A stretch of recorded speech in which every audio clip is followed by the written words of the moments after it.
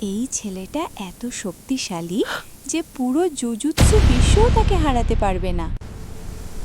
তার নাম সাটোরু Gojo, jujutsu হাইয়ের সবচেয়ে শক্তিশালী শিক্ষক। তার ক্ষমতা এতটাই ভয়ঙ্কর যে তার কাছে পৌঁছানোই প্রায় অসম্ভব। কারণ তার কাছে আছে এক অবিশ্বাস্য শক্তি, যার নাম ইনফিনিটি। এই ক্ষমতার জন্য কোনো আক্রমণই তার গায়ে লাগতে পারে না।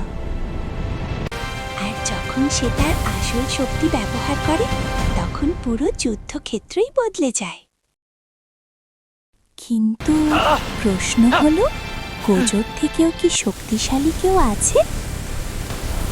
জানতে চাইলে এপিসোড 2 মিস করো না। আরও এমন ভিডিও পেতে এখনই ফলো আর সাবস্ক্রাইব করো।